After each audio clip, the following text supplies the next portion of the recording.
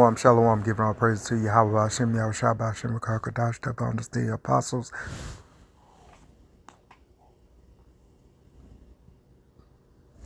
Double honors to the apostles, the elders, GMS, rule and teach one scriptures and salutations to the Akim that are doing this work in truth and faith and all sincerity. Today's lesson is basically going to be about rebuking those, that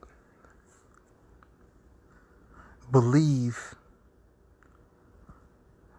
that Negroes, Latinos, and Native Americans were never in slavery. So we're to refute that, and Lord's will, with a little evidence, we can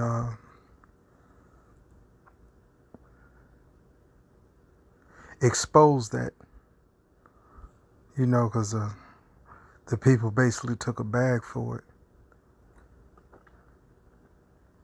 and correlate that with a few scripts.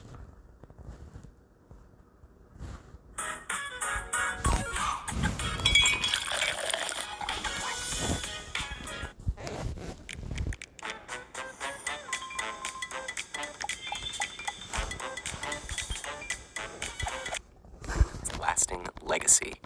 The Atlantic slave trade, occurring from the late 15th to the mid-19th century and spanning 3 continents, forcibly brought more than 10 million Africans to the Americas.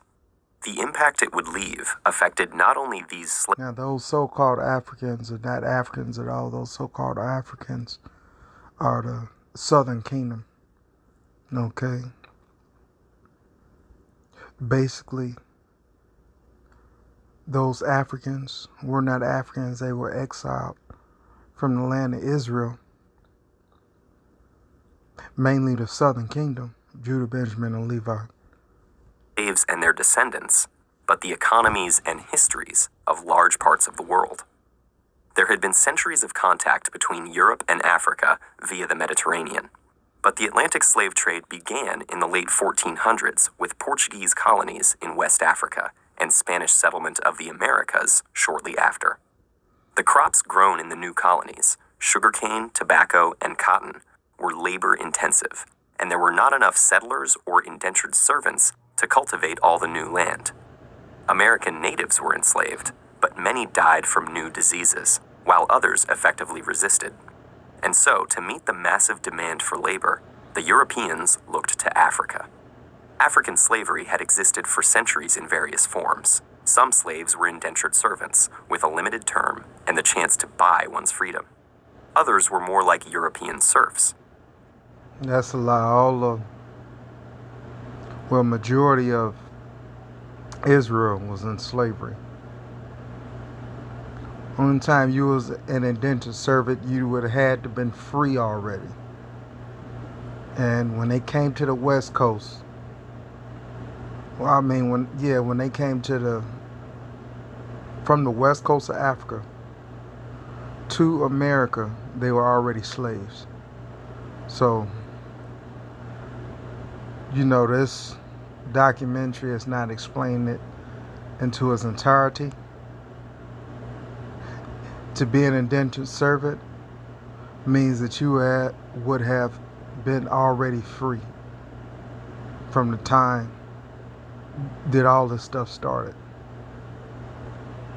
In some societies, slaves could be part of a master's family, own land, and even rise to positions of power. But when white captains came offering manufactured goods, weapons, and rum for slaves, African kings and merchants had little reason to hesitate.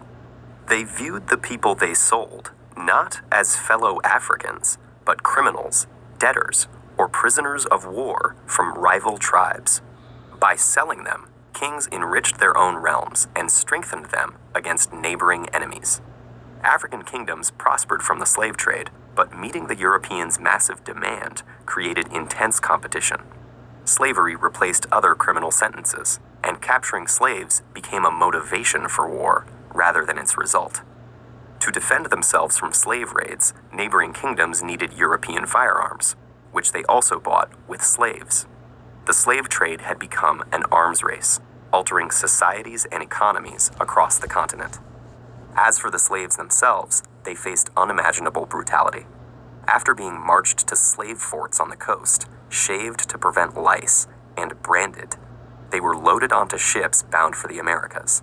About 20% of them would never see land again.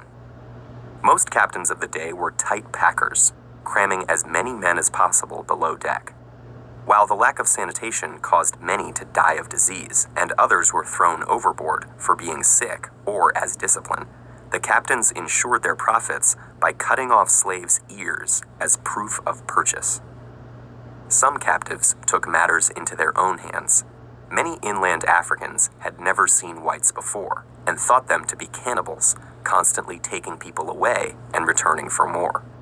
Afraid of being eaten, or just to avoid further suffering, they committed suicide or starved themselves, believing that in death their souls would return home. Those who survived were completely dehumanized, treated as mere cargo. Women and children were kept above deck and abused by the crew, while the men were made to perform dances in order to keep them exercised and curb rebellion. What happened to those Africans who reached the New World, and how the legacy of slavery still affects their descendants today, is fairly well known. But what is not often discussed is the effect that the Atlantic slave trade had on Africa's future. Not only did the continent lose tens of millions of its able-bodied population, but because most of the slaves taken were men, the long-term demographic effect was even greater. When the slave trade was finally outlawed in the Americas and Europe, the African kingdoms whose economies it had come to dominate collapsed, leaving them open to conquest and colonization. And the increased competition and influx of European weapons fueled warfare and instability that continues to this day. The Atlantic slave trade also contributed to the development of racist ideology. Most African slavery had no deeper reason than legal punishment or intertribal warfare, but the Europeans who preached a universal religion, and who had long ago outlawed enslaving fellow Christians, needed justification for a practice so obviously at odds with their ideals of equality. So they claimed that Africans were biologically inferior and destined to be slaves, making great efforts to justify this theory. Thus, slavery in Europe and the Americas acquired a racial basis.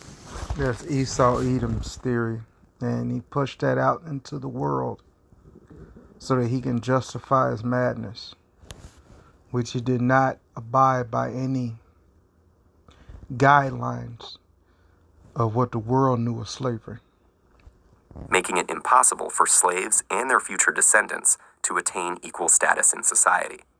In all of these ways, the Atlantic slave trade was an injustice on a massive scale, whose impact has continued long after its abolition.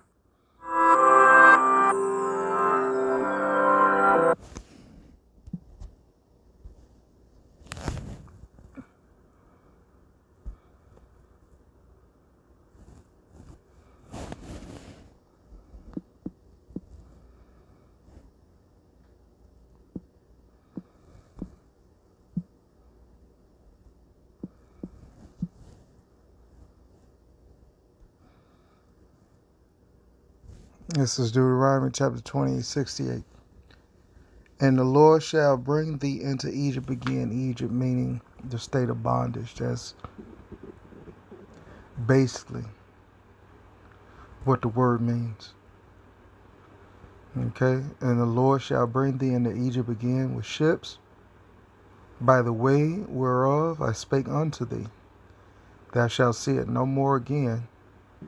And there ye shall be sold unto your enemies for bondmen and bondwomen, and no man shall buy you. And so that no man shall buy you means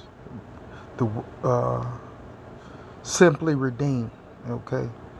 No man shall redeem us from the captivity and the punishment of what we're going through. Okay? The only one that can redeem us is the one that put us into this from the beginning, and that's Yahweh.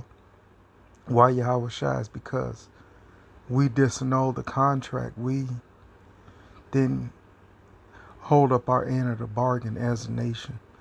And so as a nation, we went into captivity, i.e. slavery, for our iniquities and our sin.